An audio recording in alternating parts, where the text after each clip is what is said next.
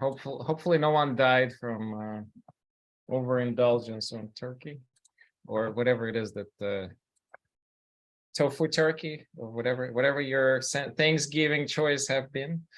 I actually gonna record something quite funny. I between being busy and overeating, I had a crazy thought. Is there data to show that people gain weight between Thanksgiving and New Year's? So I actually went in and did some research.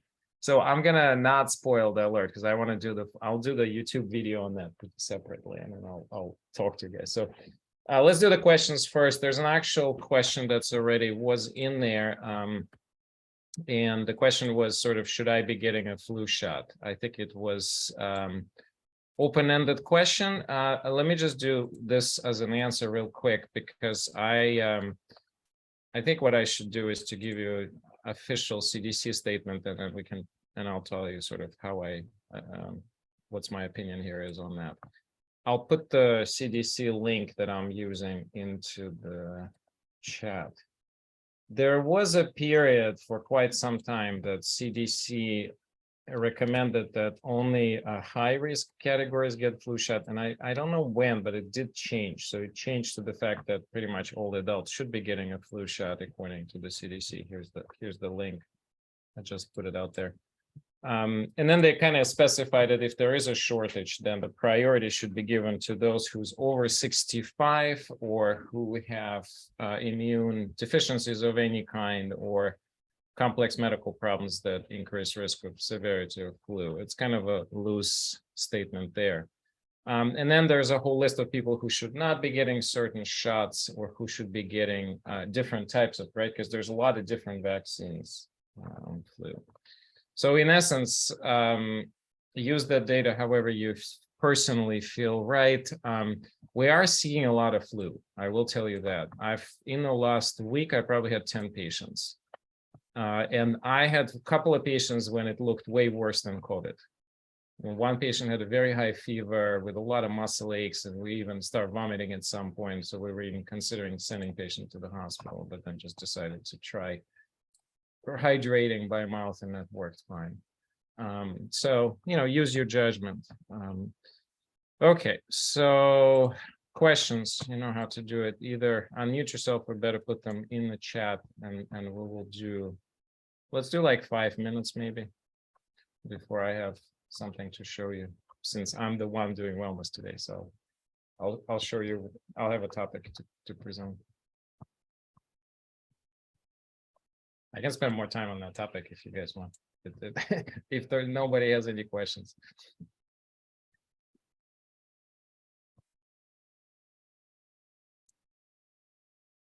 All right. Should I take this as no questions? Okay, well, good then. I'll get more time to present. All right, so let's see if that's gonna work. I'm going to share my screen. Sorry. Oh. I was just about to put in my question. Go for it. Simple question. Does it seem like we're not going to have a surge this go around? I don't know. Everybody's saying that we will. I was just reviewing a couple of days ago a statement by several researchers that basically saying we're going to have a pretty major surge within a week or two. I will tell you, it looks like there's a lot more cases of COVID going around. I mean, like every day I'm getting 1 or 2 patients, basically. No one ends up in the hospital, at least from my patients. I haven't seen anybody end up in the hospital yet. But to me, it sounds like we are having surge. But I looked at the data yesterday, and they keep saying that everything's flat-lined. It's just a steady state of number of cases. And of course, you all seen the data that basically 80% mortality from COVID is right now in patients over 65. And so government is trying to push for more vaccinations because in contrast to the first series uptake of vaccine, the bivalent one, as it sits at around 30% in the patients 65 plus. And among the first series, the vaccination rates were over 90%. So there's of course a lot of angst and push, and apparently Biden administration reported yesterday that they're going to run some special campaign for the next couple of weeks to try to boost offer more boosters or push for boosters to being accepted in essence. It's not necessarily, I'm not answering your question, I'm just kind of continuing the side note here. Thank you. Sure. I guess that's a follow-up question then. Really quickly, if everything shows that the most that we're seeing is serious disease, not hospitalizations, is that a sign then that maybe boosters almost, I don't know how to put this, for young, healthy, seemingly healthy people, it's not really worth getting? Like, I don't know how else to put this. Well, I think for young, healthy person, it's an individual decision. I mean, we know that you getting booster is not necessarily going to help somebody else. So like, that's very clear. The whole idea of herd immunity is a nonsense, unfortunately. I mean, we were hoping for it, but it just didn't pan out. And the newer vaccine is not any better in that sense. And so the Biden, I think what they're doing is very appropriate. They're basically saying, let's go after high risk folks and boost try to boost as many people there. And then young people can just make their own decisions. I think that's reasonable. But I think honestly, make a decision based on the following logic. What's going to be more of a nuisance for you? Having a light COVID, sitting at home, being off work, potentially isolating, potentially infecting people in your household. I don't know, maybe in your household, you have somebody high risk, for example. So then you need to think about all those things simultaneously. And if the answer is no, I'm living alone and I don't really care if I get a little sick, I don't work in person somewhere, I can work from home, or I can just take a couple of days off, no problem. Well, make your own decision there. I think, I maybe, by the way, I'm not giving you the party line here either. Like, this is my take on how to tell somebody, since you asked specifically. But if you have any even one risk factor, I'd say get shot, because you don't want to, because for you the symptoms may be more profound. So the bigger question is then, what do you do with the flu? If I just told you that the flu seems to be spiking, get a flu shot. That's what I say. I mean, the flu shots technology seems to be pretty safe. It's been around for a long time. It's not the new technology. So if you're afraid of new technology of mRNA, okay. But I'm not going to try to swing your opinion. But for the old technology, if you tolerated the flu shot before, I don't see any reason why you should be afraid of it. The problem with flu is also the symptoms could be quite severe for a short period of time. So you could be pretty out of it. Like, if you say you're planning on traveling, right? And well, like, your travels could get completely screwed up if you get really flu, because you may not be able to, like, you'll have to stay somewhere just because you're going to feel really miserable. And COVID, I had some people who like basically barely felt it. My 13-year-old, when he got sick and he was still going out skating. Like, he had low-grade fever and maybe a little bit of in fact, we didn't know. He was sneezing and like as if he's had some allergies.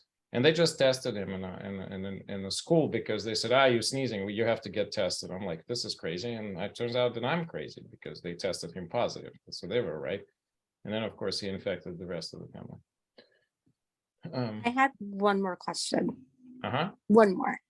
I'm reading that those of us who are so-called novids never had COVID, or at least to our knowledge, never had COVID, that this latest strain is now hitting the first timers, meaning those who've never had it. Is that's true. I see this. And it's true. And a lot of people getting hit when they're like, how could this just happen? I've been completely isolated. I have not seen anybody. I went to a small party of 3 people. Why am I sick? Like, our own staff member at the CIM is having mild COVID right now, just exactly in this scenario. She's vaccinated. But thanks, and I'll be quiet now. But so that's a good question. So it sounds like this changing new variant is a bit more contagious than even the prior one. because we getting people who've not been infected before getting infected, despite the typical precautions, they're not changing the precautions. So keep that in mind too. Thanks. I appreciate it. All right. Well, let me talk about this is actually my favorite topic. So I will share my screen and okay, so you should be seeing what are you seeing right now, by the way? Are you seeing the age-wise presentation? Yes. Okay, good. All right. Okay, so those of you who've been following me for a while know that this has always been my big interest. Reason I'm talking about this is that my Optimal Aging book through Oxford University Press with co-author Andrew Weil has been just accepted into the editor, and editor is working on the 4th chapter now. So we should be done with all the edits by probably end of January, maybe early February. So if all goes well, the book will be in print sometime early in the summer. So I figured I'll give you a little tour of the book. The reason I decided to write this, and there's a lot of books similar here, and instead of me sort of putting my spin on this, actually, I didn't decide. The Oxford approached me and said, look, we want a book on aging, and that should be a part of the Andrew Weil library on integrative medicine. And Andy said, okay, sure, I'll write you a forward, the rest is all on you. So I partnered with Luann Jacobs' husband, who's a professional writer, and Len, and then he and I just finished the book. So the book is about aging, but it's really more about sort of the way I try to position it in a more practical way of thinking. And actually, let me share a different screen. Sorry, I think this is like confusing with what you're seeing. I think this would just be better. Okay, is that better? You're just seeing, okay, good. All right, so what I did is this. Of course, I talk a little bit about longevity developments. I particularly really think everybody should read this book because it's in the way, science-wise, most up-to-date book, and quite easy to read. And it's also in Audible if you don't like reading like me. If you want to listen at 2.5 speed, and instead of reading it for 10 hours, you'll finish the book in 5 hours. But you can listen to it at the regular speed too. So there's a lot of basic information about longevity. For example, the old Jewish tradition of living to 120 is now accepted as a standard of thinking in this field. So there's an anticipation that the next generation, so generation of my kids, will be expected to reach, some of them, 120 as a typical expectation, by the way. That's all nice and good, but how do you clinically translate it to the relevant moment of today? So how about you who have whatever the problems you have, whatever the medications you take, what is it going to look for you like in terms of trying to expand the lifespan? And there are outmost experts like Peter Attia who give all kinds of really fascinating data, but the problem is 90% of what he's saying is completely practically unapplicable to an average person because it goes way too deep into particular specifics and there's just too much.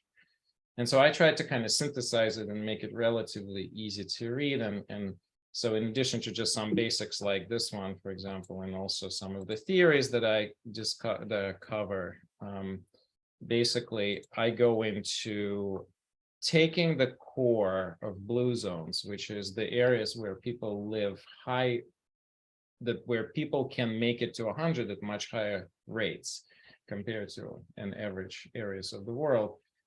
So how do you synthesize that information out of blue zones and apply it to your own life? So in essence, that's what I did. And then I added a little bit of a more modern science to some parts of it. And I came up with this, what I call an age-wise principles, which I'll show you in a couple of minutes. So blue zones, if you haven't read this book, you must read it. I think I probably discussed this already. I don't know if any of you remember me talking about it, but this is one book that for historic reason, you absolutely want to read. Dan did the following. He got a grant, I believe, from, it was either an IH or National Institute of Aging. I can't quite remember now. And the grant was to do the observational study of this blue zones that they start calling them. So the areas of the high concentration of people who are over 100. And they went around, they identified this basically early ones. There were just these areas that are here, so 5 of them, and then later they added a couple more. But they basically said, okay, so this are very different cultural areas. Some of them are like Loma Linda, they're vegetarians, they don't drink any alcohol whatsoever, and then they're very like, conservative. And then you have some Nicoyans that eat good amount of animal protein, actually quite often smoke, drink alcohol, and quite promiscuous. In fact, for men in Nicoya, it's expected to have multiple wives. Otherwise, and they actually believe that if you don't, you're not going to make it to 100. So there's a lot of fascinating, like really all over the map ideas. Of course, you all know Japan, Okinawa, that's a very interesting diet. They're very high in carbohydrates, very low in animal protein. I wouldn't call it vegetarian, but in Ikaria, Greece, and Sardinia, both, you can imagine the amount of alcohol consumed is not small. So it's all over the place in terms of diet. It's all over a place in sort of climates, in how they interact with the environment. But basically, Dan said, okay, well, what are the similarities, and can we synthesize something that is very clear? And they did. And so that's what the book is all about. The book is, what are the kind of key universal features that you can look through and pick out of the entire zones, not just 1 or 2, but all. And so they come up with this Power 9.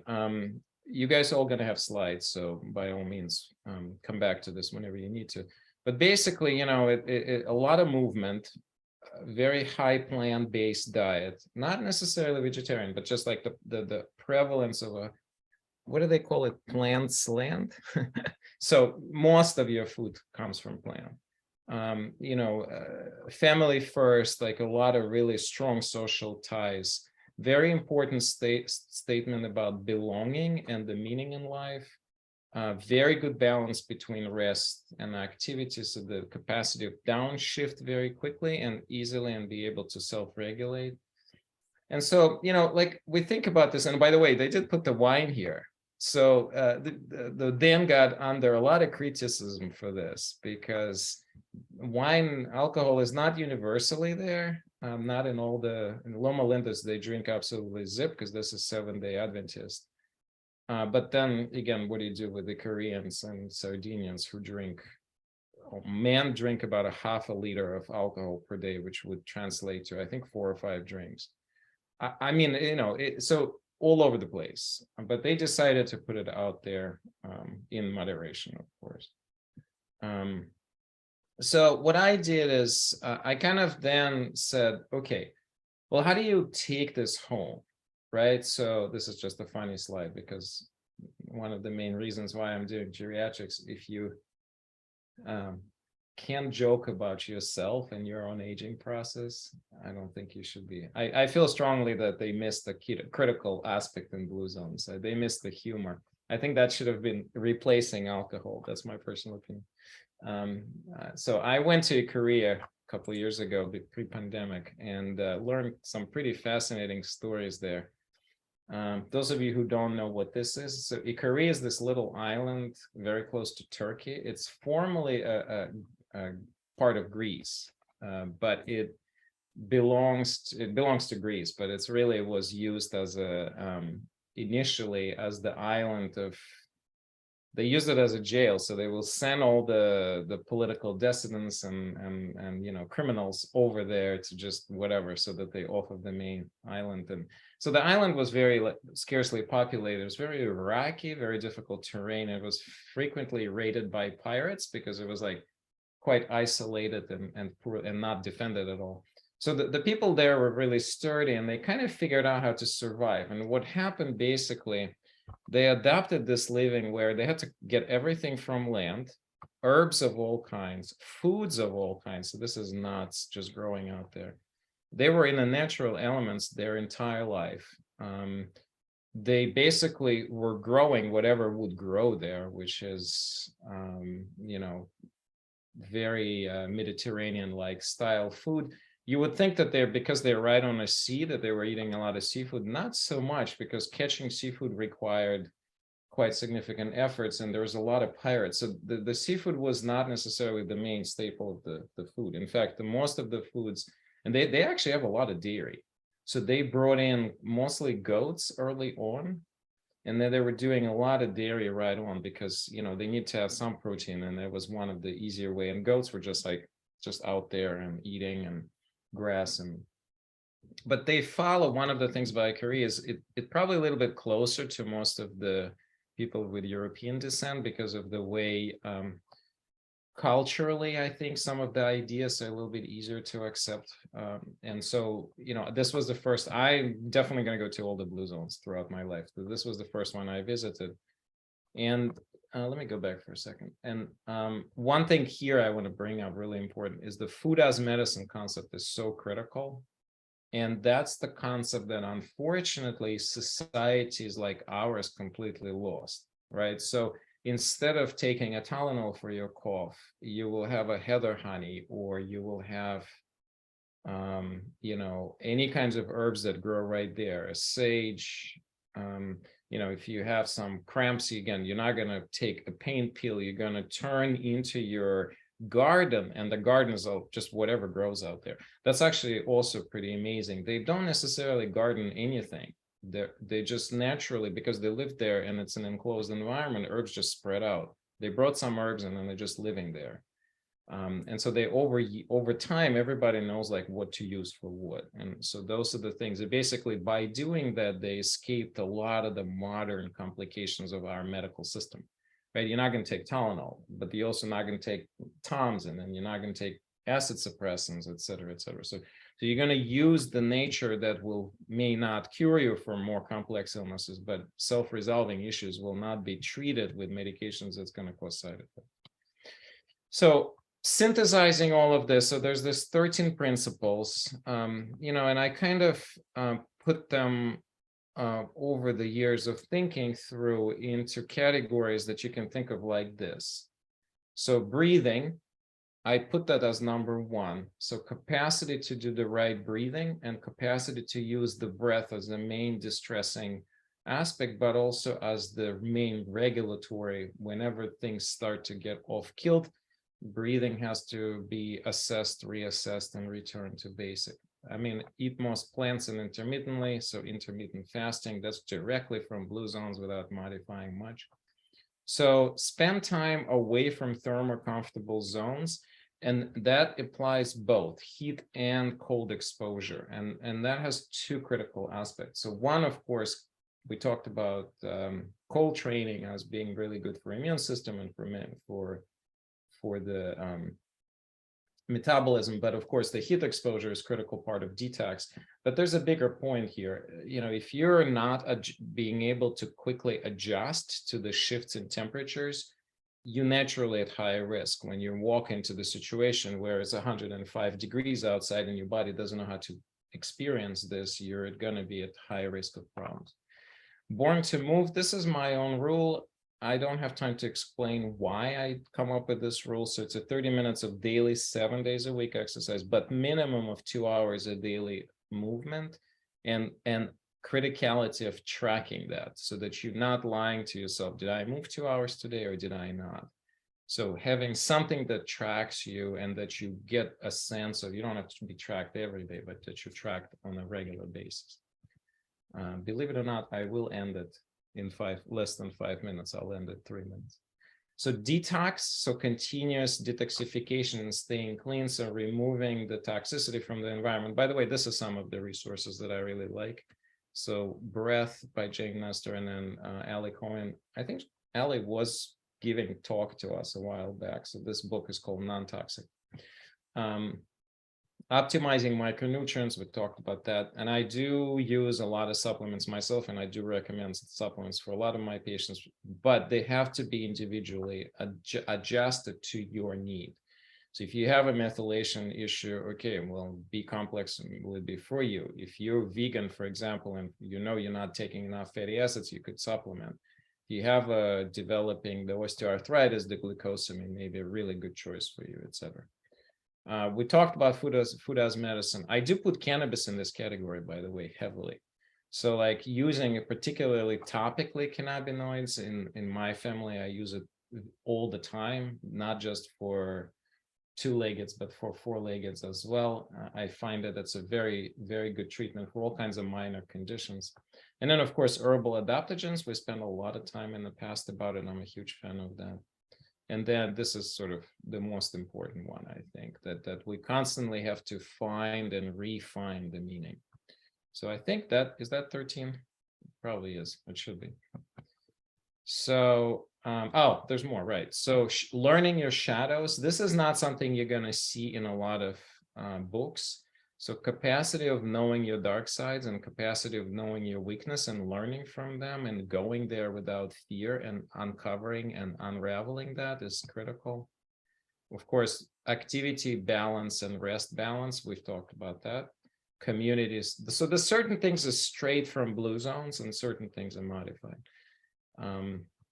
And then this is a huge one. So finding your own healthcare team. And I think that going forward, this one is the most sticky point, because if you're on a very limited budget, for example, I mean, how are you going to be able to do that? That may be hard. And also like who needs what becomes quite complicated. So somebody would definitely benefit from coach and nutritionist, but somebody would potentially, it would be way more important for them to have a movement expert or body-based expert. So with that, this is previewed. When the book is getting out, of course, I'm going to talk about this a lot more and you'll know. But with that, let me stop the sharing and go back to the chat and see if there's anything that needs to be quickly addressed there. All right. Oh, thanks, Dr. Frame, for putting the blue zones. That's great in there. So everybody, there's a link for to the blue zones information if you want to learn more. I still think that you should try to read the book because it's very like it goes through a conversation like approach, how it all came out and how they studied it. So it's just a really good book to listen to read or listen. Great. All right. Yeah, it has the cookbooks. There's all kinds of actually there's on the website. They also have a website. I think it's just bluezones.com, which is really good resources too. So by all means, use that. So with that, I don't want to really take Amin's time. So Amin, thank you so much for being here and welcome and take over. Thank you. Thank you, Dr. Kogan. The audio should be good. Excellent. Thanks, everyone. My name is Amin. I am a certified HeartMath trainer, and the work that I do focuses on bringing evidence-based techniques to help people release stress, become more creative, and by doing this, help people with maintaining a resilience posture in life, which has been shown over many research papers and documentation. It's good for health and well-being, and particularly the work that I do, again, comes out of the HeartMath Institute in Santa Cruz, California. Most of what happens really is using breath and the activation of what HeartMath calls qualities of the heart. These are states of well-being, for example, appreciation, expression of gratitude, calm, ease, and so forth. So, and the techniques are very specific, and they've been peer-reviewed and published in many journals, well-known journals. And the primary basis of it is the use of the physiology coupled with very simple, elegant, user-friendly techniques to help people recenter, activate the intelligence of the heart, and from there have access to information, what one may call even intuition, and allow people to be able to have access to their higher brain functions, the cortex and so forth. And because the heart is the center of this physiology, it actually helps balance the nervous system. And it is shown in some of the research that it's the one organ that helps give the brain some kind of feedback, or the nervous system some kind of feedback. And again, it does this through complex connections, including neurons that are found in the heart itself, that get activated when this heart quality is activated. So having said that, I think it'll be easier to start giving some demonstration and kind of feeling for what this feels like. So the most basic element of these techniques is what we call heart-focused breathing. Now, obviously, we don't breathe through the heart, but it's a slow, deliberate breathing. And the focus of the attention is the center of the chest, or the heart area. And we breathe in and out, imagining that the air is going in and out through the heart. So this is called the heart-focused breathing. And I will lead us in a simple experience of it. And as we go along, I will add a few more things. And you can see how easily you can replace parts of it and use the technique that work for you. Okay, so if everyone is ready, let's start doing this together. And the beautiful part about this is you can keep your eyes open if you so choose. And so most people generally have difficulty with that. And so they used to closing the eyes initially, and that's fine. And then over time, you can keep the eyes open.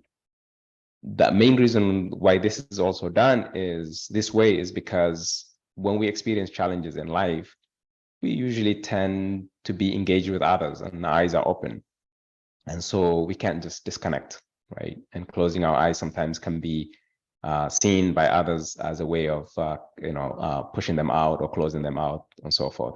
So the more you can learn to go into this coherent state with eyes open with practice, it becomes easier when the situation arises that you need access to these resources that bring calm, that bring focus, awareness, and presence. So that's why we encourage people to learn as much as possible to use these techniques with the eyes open. But for now, you can close your eyes if that's fine for you. Okay, so focusing your attention in the area of the heart or chest area. Breathing in a little bit slower and deeper than usual.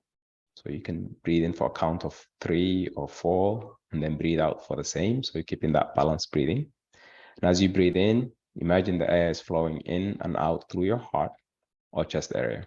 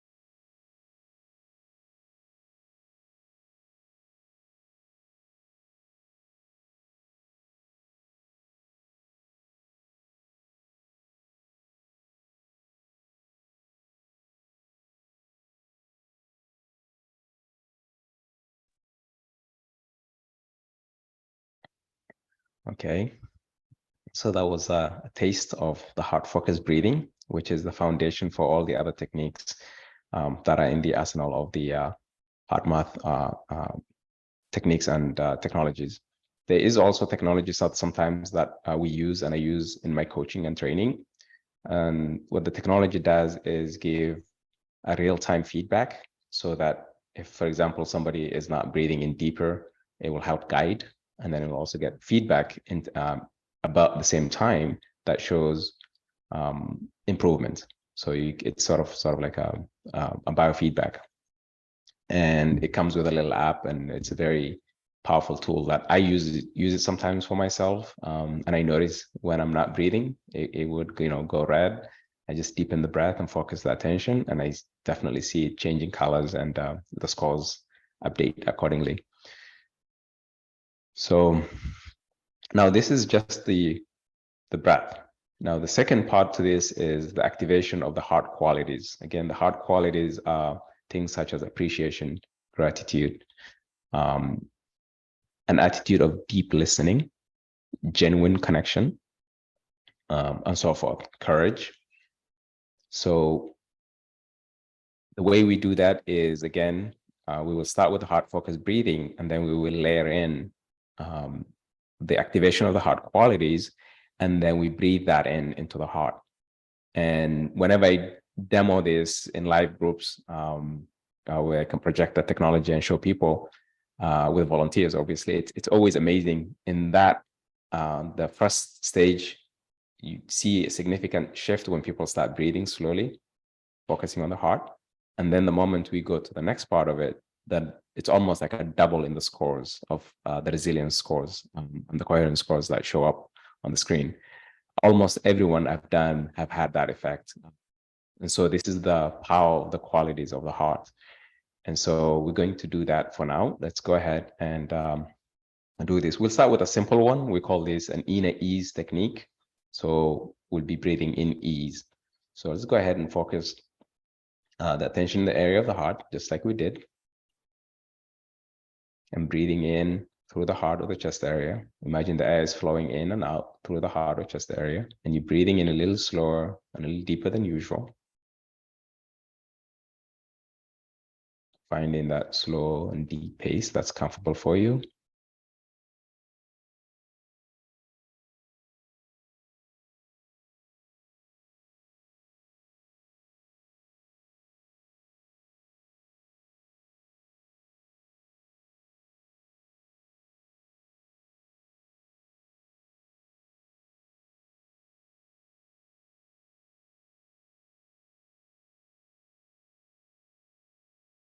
Now breathe in a sense of ease through your heart.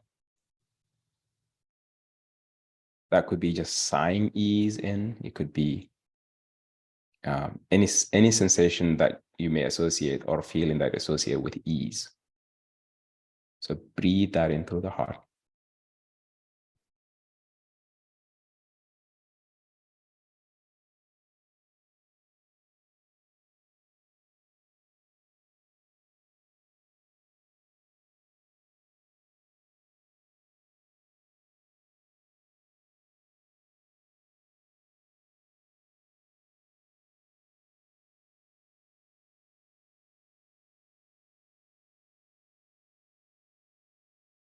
So again, this is another technique that's quick and easy. You can do this in a minute or two, and it's perfect when you need a reset. So a lot of the times when we have a challenging experience, we usually are going through an emotion that is depleting our energy, whether this is more of an anger and sort of activating, or it could be downer, like, being sad, and so forth.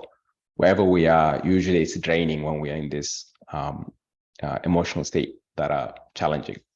And so it's not easy to just shift from that to something that is more renewing and resourceful, but it's helpful to go into a neutral. So this technique is perfect for that. And that's why most of the time you may hear people say, take a breath, right? Breathe, let's pause for a breath. And so this would be a good technique to use that. And so in that resetting, you can have access to more information that would help guide how to respond appropriately or what to do if you're unsure. So, and this is also a good way to preserve your energy. So instead of just going from a resource poor state where you're struggling with a challenge, to marshal your forces, to marshal your energy, this is a very powerful technique to sort of come to zero, reset. The moment you notice you're off balance, breathe in ease, breathe in calm, and then if you have to speak or do something, you can go from there.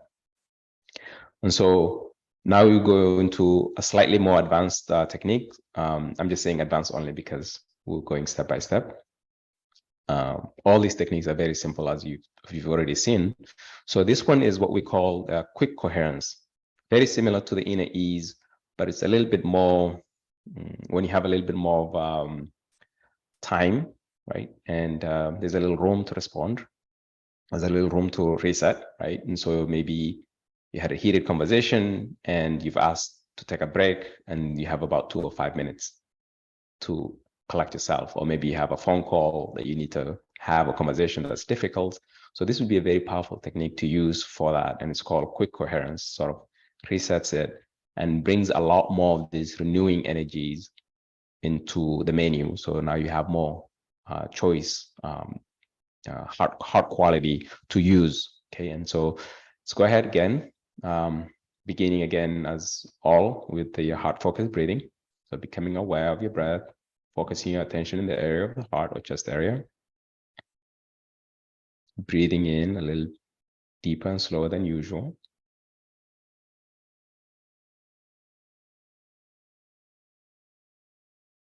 As you breathe in, imagine the air is flowing in and out through your heart or chest area.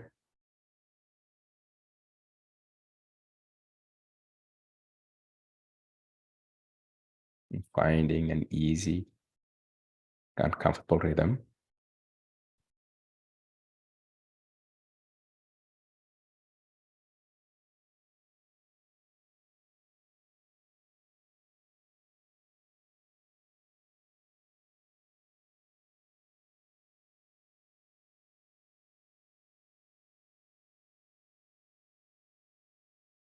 Now make a sincere attempt to feel the feeling that you have of appreciation, gratitude, joy for someone or something in your life, and breathe that in.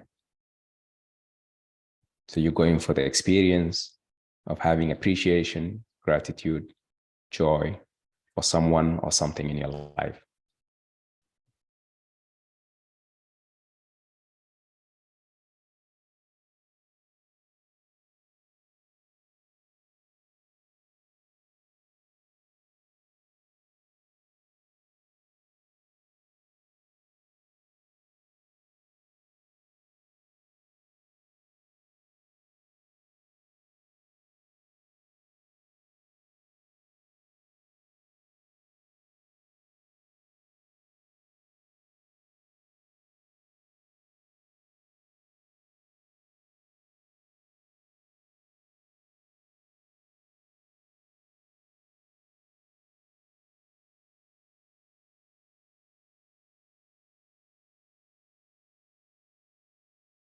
Okay, slowly bring ourselves back.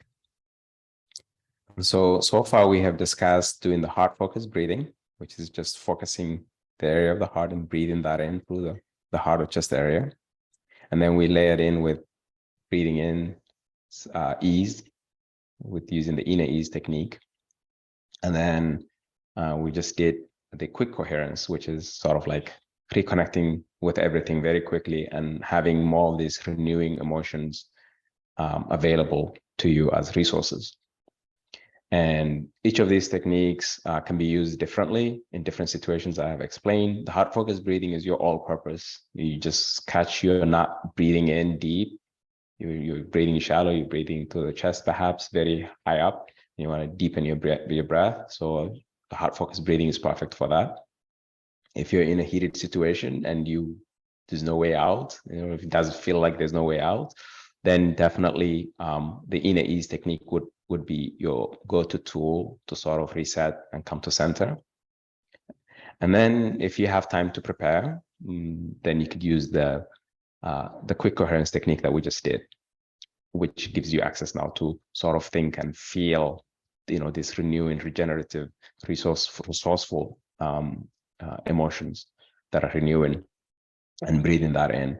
And with practice, you can start with the breathing and then let go of the breathing and then just breathe in the regenerative feelings of the heart qualities.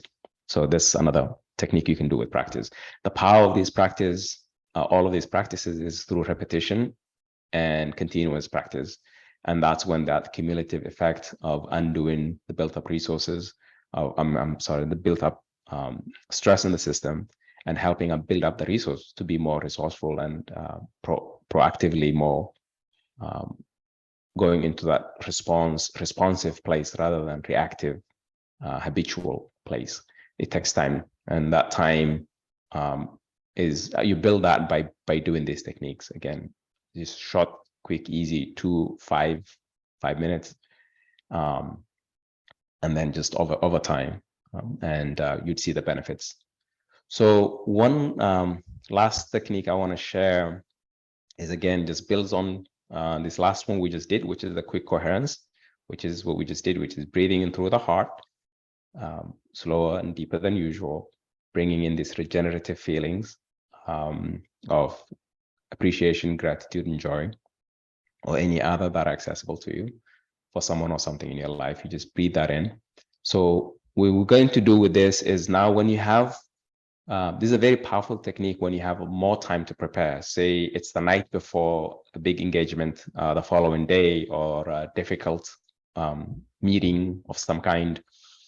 Then this is a good practice to do the night before. So one, you can sleep well and prepare for the day ahead with these powerful techniques.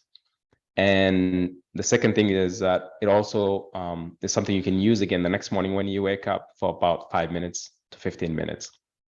And so this technique is called heart lock-in.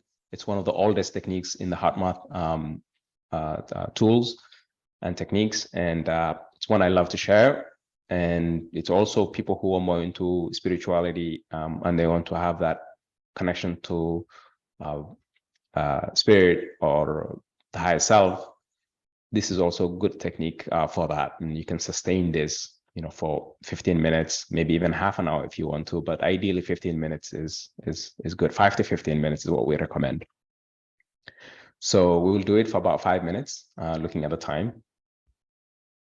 And so the first two practices are already familiar, and so we'll start with those, which is the heart focused breathing,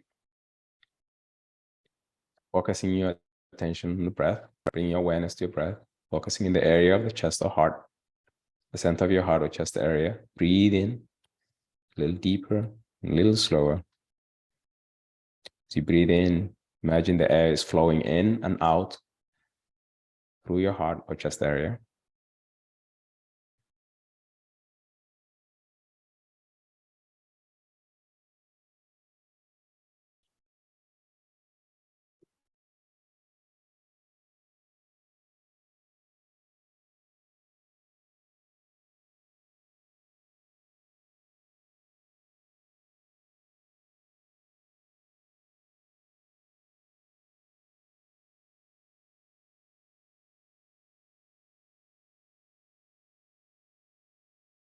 Now we let that in with activation of the heart qualities. So bring in the experience, a genuine experience of a feeling of gratitude, appreciation, joy for someone or something in your life. And breathe this in.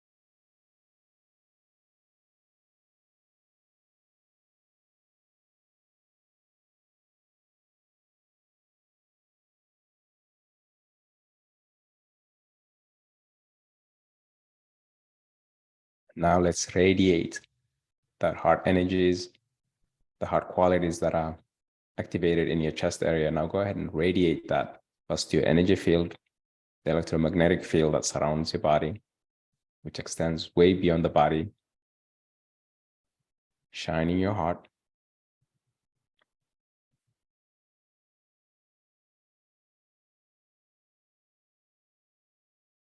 Also radiate this to your body as well.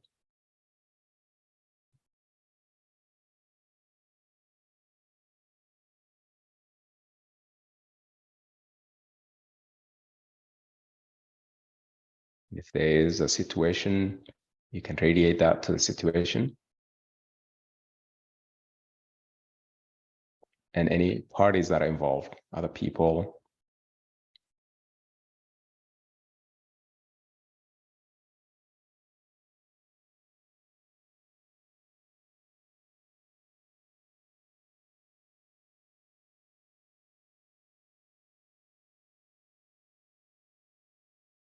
And if there is an upcoming meeting or a conversation that this situation involves, you can radiate this to yourself in the future, observing yourself, becoming calmer and centered.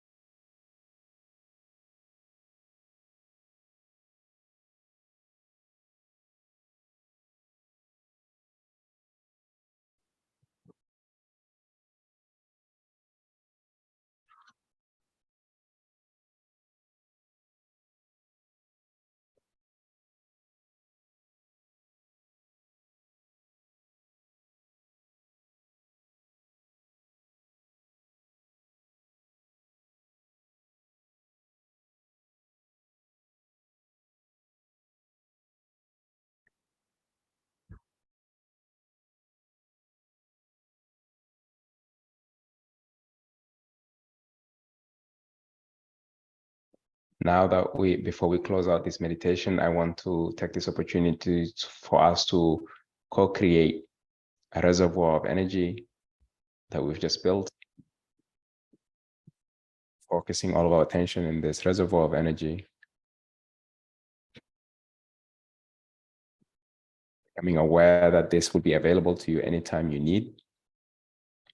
You can draw from this reservoir. You breathe in from this reservoir, bring any solution that you may need that is for the highest. Setting the intention that this will be available to you anytime you need, for your own good, for the good of all involved.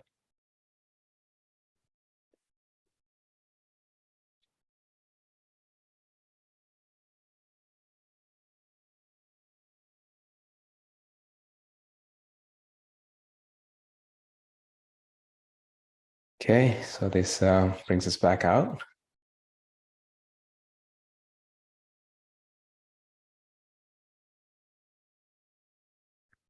And Dr. Kogan had a comment there I think you can share with the group. That's beautiful. Mm-hmm. There's a very good question about preparation for sleep practice. And I mean, maybe you want to add something to it too.